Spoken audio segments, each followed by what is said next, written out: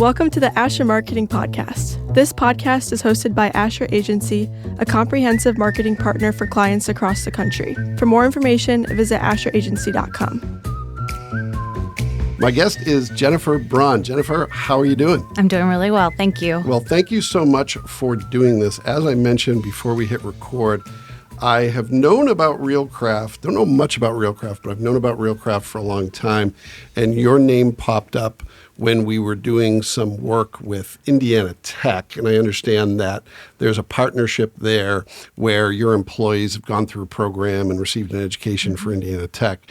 So always glad to see when good companies are investing in their employees. So congratulations on that. Thank you. Thank you. Yeah. Love the relationship we have with Indiana Tech. They've been great. Yeah. Well, great. Well, I want to hear a little bit about your education and your path, your career path, if you will. You've been at RealCraft for 19 years now. Is that correct? Absolutely. So let's go back to when you were first thinking about careers and what you were thinking of at that time. Maybe that was high school, maybe it was earlier, but what did you think you wanted to do and where did you go from there? Yeah, well, I didn't think I'd be here.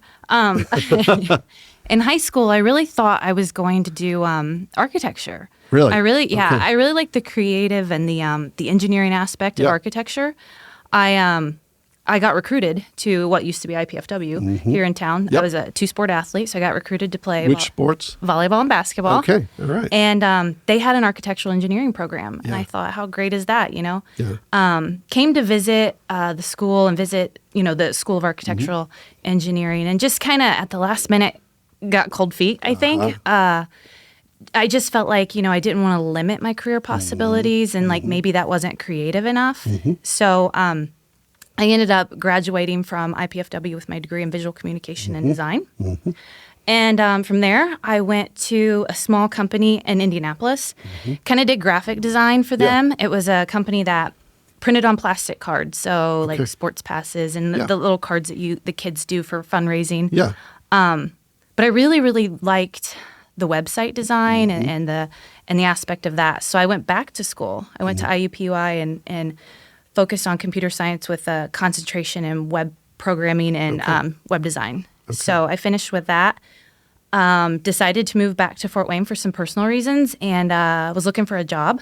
Found the job through RealCraft and was hired in as an advertising designer. Okay. Yeah. All right.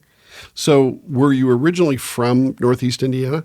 I'm originally from around Indianapolis, so from central Indiana. All right. So went to then IPFW for athletics. Yes. Then this became home and now is home. Yes. Yeah. Correct. Okay. Yep. So for those who may not know much about RealCraft, tell us how you describe the place where you work. It's probably changed over the years, but how do you describe RealCraft to people who don't know a lot about it? Well, it's manufacturing, right? Like manufacturing's big up in this part of the state. I don't think people realize that, but it really is. We have a lot of manufacturers up around this area, but we make hose cord and cable reels.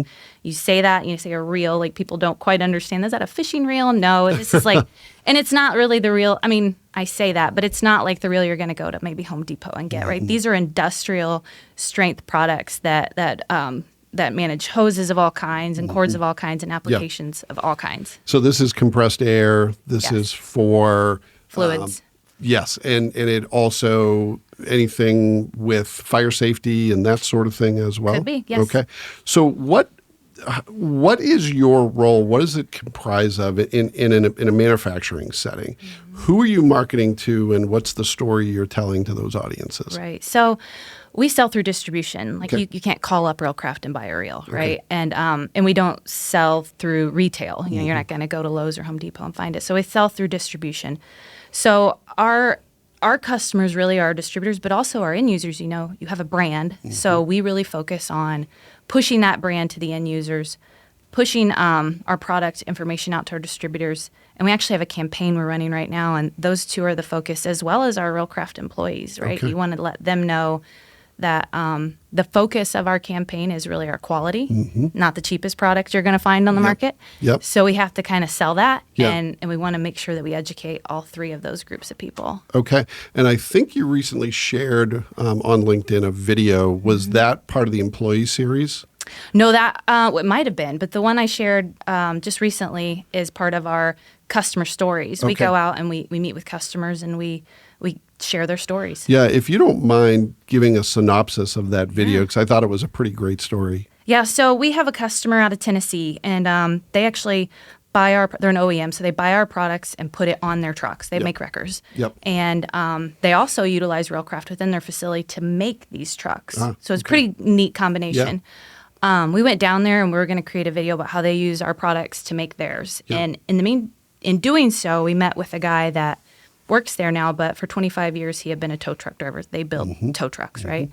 And he was telling us about how this reel, like, products are great products on the trucks, including this reel. If it saves him 5 minutes on every tow, it can save him 30 minutes a day. It could save his life. Wow. There's a tow truck driver's killed every 6 days on the side of the road. Wow. So when we were talking with him, we're like, that's a story we have to tell now. Yeah, you know, like, sure. And so just share how our products can help make the world safer, healthier, more productive, which is really a motto that we live by. So we do that. We do this with this campaign. We go around and we tell this story to build the brand, but also kind of to educate the people building our products, right? Our Railcraft employees to say, hey, look, what you're doing matters and it's important. Yeah, that's great. And, gives them a sense of urgency, but also a sense of pride in what they're doing matters. And sometimes in manufacturing, that can be hard to come by if you're just making a part that goes into a part. So what's changed over the course of your time at Railcraft? I know the answer is everything, but you were in more of a role that was a doer, and now you're more on the strategy side. Yeah. How have you evolved as a marketer as you've taken that role on? Well, that's kind of a two-part question, because the first part's really absolutely true. Thinking back, I've been there almost 20 years. It'll be 20 years next year. What we did 19 years ago, we do none of that. Absolutely. Almost 10 years ago. We don't do trade shows anymore. We don't print advertising. Really focus on digital content. Oh, really? So no trade shows? We do not do. Yeah, we don't. Okay. We might attend some, but we don't show at them. So it's just the focus is different, and I think as a marketer, you have to be ready for that. You have to be flexible, and you have to learn. And as far as like more of the strategy goes, I've built a team. We have a team of freelancers that are amazing. We've kind of focused on getting people that are experts at what they do. So a script writer, a videographer, a photographer, that's what they do. Instead of having to wear the many hats myself and grab the camera and try to do it as best as I can, I'm going to get somebody that, that does that really well. So are you the only person on the marketing team internally and the rest is contractors? Correct. Oh, wow. Yeah. Okay. Yeah. And how long have you used that model? We've had a couple of people within the group over time, and then I think it just about 3 or 4 years ago, we brought in a freelancer to do our 50-year video, and she brought on her scriptwriter and her videographer. And when we did this, we thought we kind of felt like this is good. We felt this, and so that's when we started our Ready When You Are campaign. Is about 3 years ago. Yeah. We brought the 3 of them on. And then she also does freelance with us as well as for other social and other email, and it's just. It works really well because you get people that are experts at what they do and share that passion for what they do with you, and it's worked out really well for us. Yeah, and that's really reflective. It's funny because I just had a conversation today with a college student at now PFW, and he's on the basketball team. So his life right now is basketball and class. But one of the things that he and I were talking about was, okay, what are you going to do after basketball? And he is interested in marketing, and I was talking to him about how that word encompasses so many different things. And when I started my career in marketing 30-ish years ago, I was doing a little bit of everything because it was kind of a generalist role. Now I couldn't. We have, I think, 45 employees at Asher, and the vast majority of them are specialists, where if they're buying digital media, that's all they do. They're developing websites, that's all they do. So I think what you're talking about is a reflection overall of how marketing has evolved, where you really need to know your stuff, you need to specialize, and that's a great thing because it allows you to go in with a lot of depth, but it also can be a little bit of a challenge if you want to be a utility player. It's hard to do that today. Yeah. So was there a time when you were actually doing all of those things on your own? Wow. Oh, yeah. Like was as recently as probably 5 years ago. Really? Right? Yeah. And you just start to see our company grew, right? Yeah. We've grown. We've had a lot of growth. And you just start to, I think I had a boss that came in and he just saw it, kind of me pulling my hair out, like, I can't do this. And you start to realize that at some point you need help. And I can't tell you where that is, but I think every company knows where that growth is. You hit a certain part or a certain growth level and like, we need help with this. I can't do it anymore on my own. Yeah. Well, and I applaud you for recognizing that, because there's a lot of people who kind of persist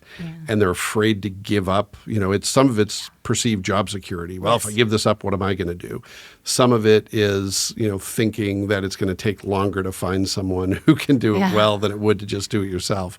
Delegation doesn't come easy to a lot of people. No, and it's scary. It is scary. You give that stuff up and you feel like that was your value, like that's what value I bring. But you realize, what I realized is that we can do so much more, and you're actually looked at in a higher light when you bring in these professionals and you do a much better job. It actually was better. So how did you learn to pivot from, the person who's doing the work to now the person who's more focused on strategy?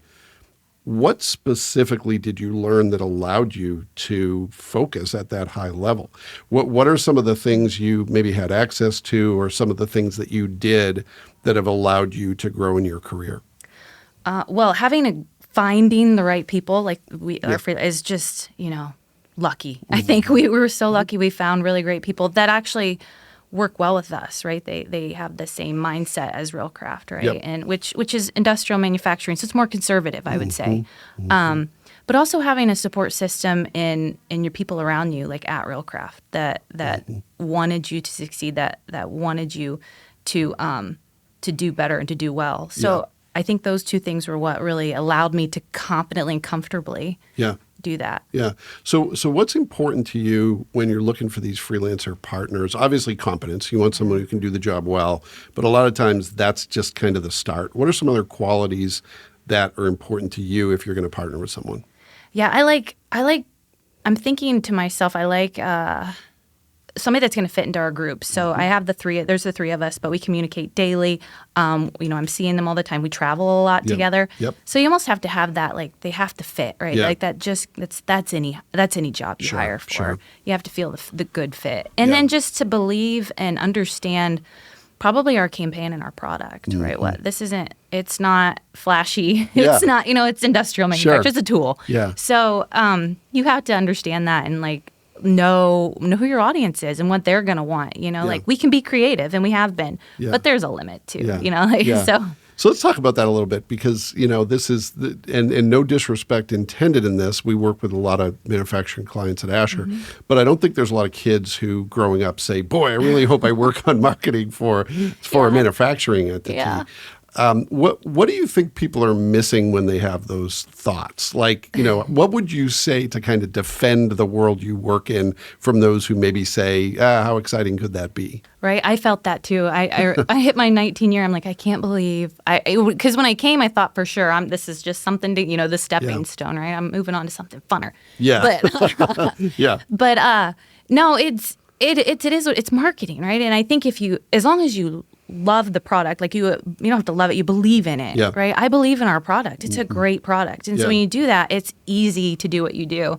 And then having maybe leadership and the ability to do what you want to do, like freedom, to do what I want to do, and you can still be very creative, I think, with it. You just have to get creative with how you are. Well, and some of the creativity comes in on the problem solving side. 100%, it's like, hey, here's something we're trying to accomplish. It's an audience that maybe doesn't even want our message or don't know that they need it. Yeah. How do we get it in front of them in a way that attracts their attention and gets them to give us a shot? Yeah. Right? That's a lot of what we do here.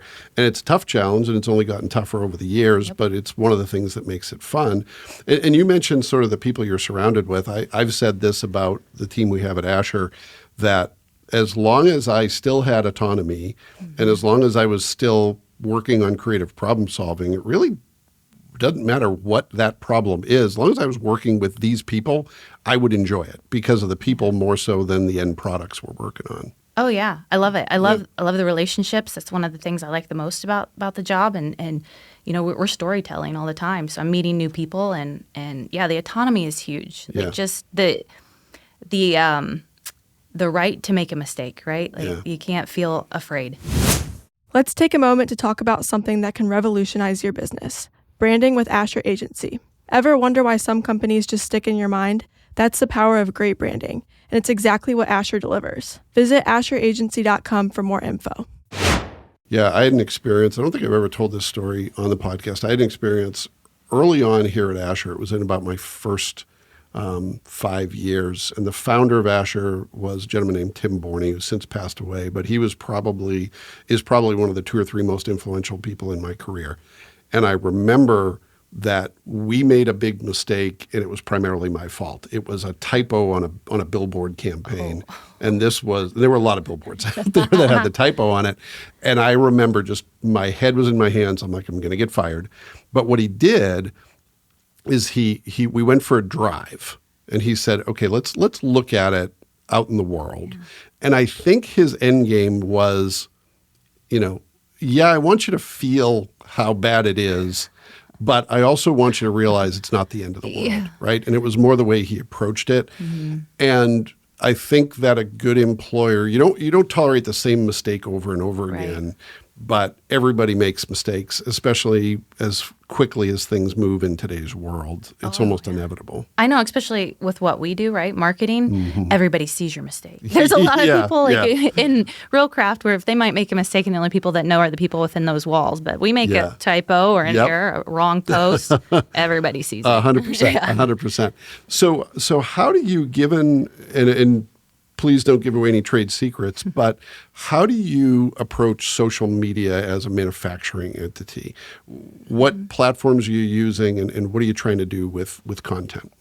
We have really 4 platforms we're focused on right now. We do, and there's a purpose, what I've seen with all of them. We do LinkedIn, obviously. That's more of a professional. You see a lot more of our professional employees on that. Our parent company, because we have a parent company.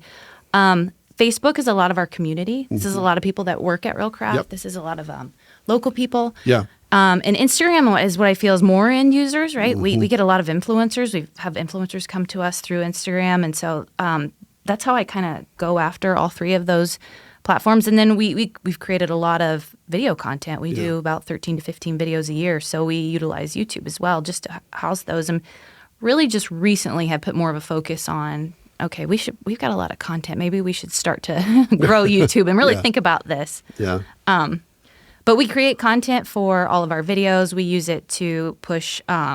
We've seen a lot of success when we create content about our people, mostly on Facebook, right? Because that's our people. But what I utilize social media for is I always say I want to bring the inside out. Mm-hmm. That's a connection, that intimate connection with a brand that people like. Like if they know you, they have that intimate connection with you, and then you find loyal users. Yeah, yeah. I think that's great that you have sort of a point of differentiation for each platform. Mm-hmm. That it's not we're going to do the same thing on every platform and hope something sticks, but there's a reason why, LinkedIn is sort of your sales engine. Facebook is more about culture and community. I think that's great. Yep. So, Jennifer, what are some of the projects that are at the top of your list? Some of the big things you're working on as, we get rolling into a new year and as you're trying to grow and trying to keep the brand out there. What's at the top of your list? Well, I think we've alluded to it. It's our Ready When You Are campaign. Let me, and I can talk a little bit more about that, but we started this campaign, I think in like 2022. And what we decided to do is, like I said before, not the cheapest reel in the market, right? So we started with the quality campaigns, like, hey, we got to go out there and educate people on our product. And it evolved into this Ready When You Are, which is a slogan that came about from interviews and just writing. And we actually trademarked that, and we have the trademark for our Ready When You Are. Yeah.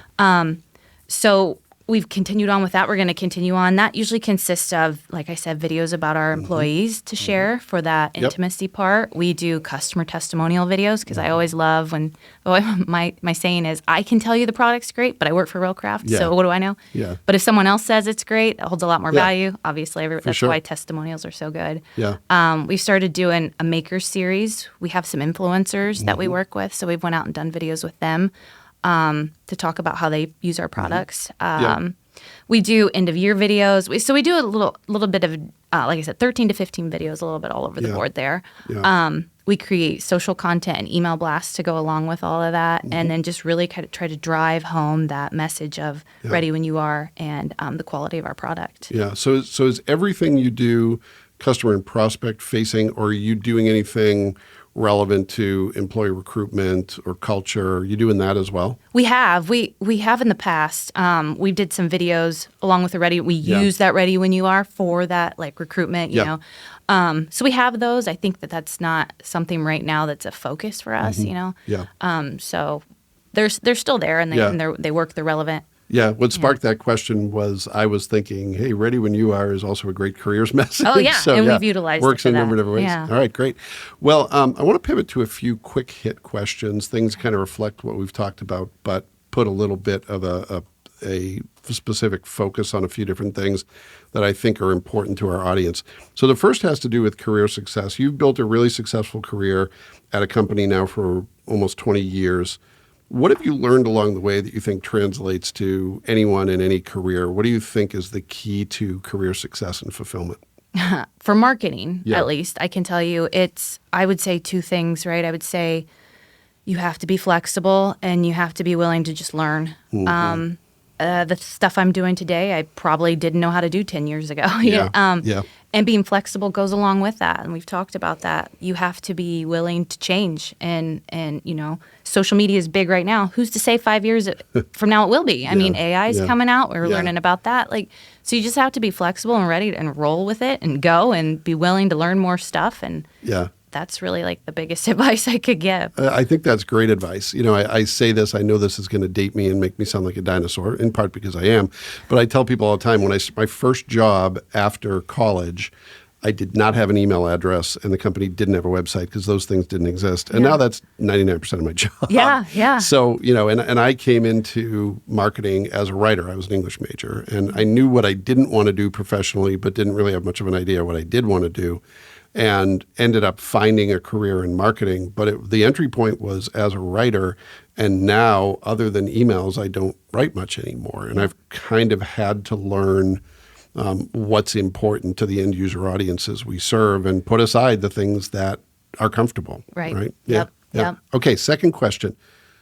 In terms of myths or misconceptions, this could be about manufacturing, could be about Realcraft, it could be about anything at all. What's a myth or misconception that you want to clear up, or maybe something that isn't appreciated well enough and you want to amplify? Yeah, I think the myth would be that what we do is easy. Right? Like we do videos that, you know, for a 1-minute video, it could take us months to work on. You know, we start with an interview, we write a script, we do a storyboard, we might have to travel, we may spend a whole day recording, setting up lights and gathering audio. And then after that, my team, I don't get involved with this as much, it does the editing on the back end. Like there's so much work that goes into this. I talked about, we did a couple of videos with influencers and it was funny because they're so used to holding their phone out like this and talking to their phone and maybe using some software to edit it or whatever, add music.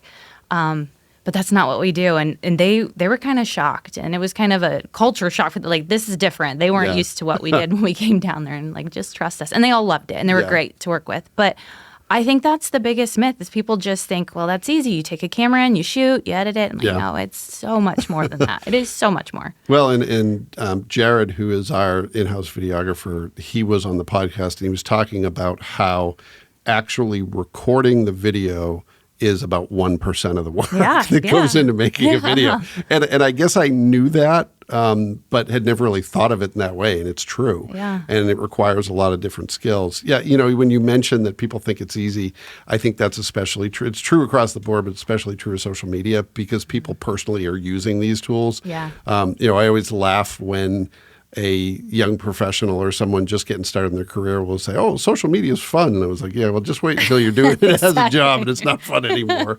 So yeah, no, I think that's great perspective. And really, giving credit to the people who work really hard so that what they do seems effortless. Yeah. It takes a lot of work to make it seem like it doesn't take much work. That's a great point. Yeah, absolutely. Yeah. Okay. Last question. Obviously, marketers are always looking for ways to get more done in the same amount of time, always looking for ways to produce higher quality content. What's something that you use? It could be an app, it could be a trick, it could be a tip, maybe it's a book that you read, maybe it's something analog that you think helps you get the job done. There's so many little tips and tricks. And I think I'm going to kind of go a little left of center on this one. But honestly, what's helped me so much, so I talked about we meet with customers, right? And we do videos with them. So I think it would be this relationship building aspect of it. I think building relationships with these people helps so much. They open up to you. They're willing to do more for you. I just got a text today from one of our influencers. He had a Real Craft Yeti mug and just was like, hey, it's a great morning for coffee. That was it. And it's just, you continue that relationship with them and they're willing to do more for you. Yeah. So for me, that's what's helped the most is just having this great relationship with them to build their confidence in us and to allow them to create content for us. So that would be what I think because like there's so many apps and there's so much stuff and it's going to change. Next year there's going to be something new and so you can find something good. But that at the core, building relationship is going to help you. Well, and it's the one thing that's the hardest to duplicate is does someone feel like they're part of a community that the brand and the people who are surrounded by the brand are part of? You know, it's one of the things I love about testimonial is number one, a lot of great things can happen when you get out of the way and let someone else tell the story. Yeah. Number two, the single best way to amplify the story is to let the audience tell the story. You know, when they have a role in telling a story, it becomes their story, and it's much more likely they're going to remember it, much more likely they're going to share it, and much more likely it's going to be credible to their audiences who you're probably not going to reach otherwise. Absolutely. So it sounds like you've kind of mastered that over the years. Well, I enjoy it. I can tell you, I don't know about mastering it, but I'm definitely enjoying it. And then you learn. You know, you learn from it. If you want to be like a student of marketing and always learning, and like I said, always you learn. Yeah. Well, and especially I think in manufacturing where a lot of brands put maybe too much emphasis on the product, and it really, I think it's a good reminder that none of that matters unless people understand how it affects people. And once they understand that, they can see themselves in the story. But if it's just about the widget, if it's just about the product, you know, that's not going to get you very far. Yeah, there's only so much you can talk about a reel, right? It's a pretty basic tool. So, like, I love how you said that. That's so great. Yeah. How do other people see it, and what is their experience with it? And let's talk about that. Yeah. So, well, all right, Jennifer. Since I said something profound, I'm going to quit there. Okay. Well, thank you so much for doing this. I really appreciate it. It's been a lot of fun hearing your story and hearing more about Real Craft. Thank you so much. Yep. And thanks to everybody who took the opportunity to listen to this episode of the Asher Marketing Podcast. We'll be back next time with another great guest, and we hope you'll join us then. If you enjoyed this episode, please subscribe to our show and leave us a review. It really helps others find us. Visit our website at asheragency.com for more resources and updates.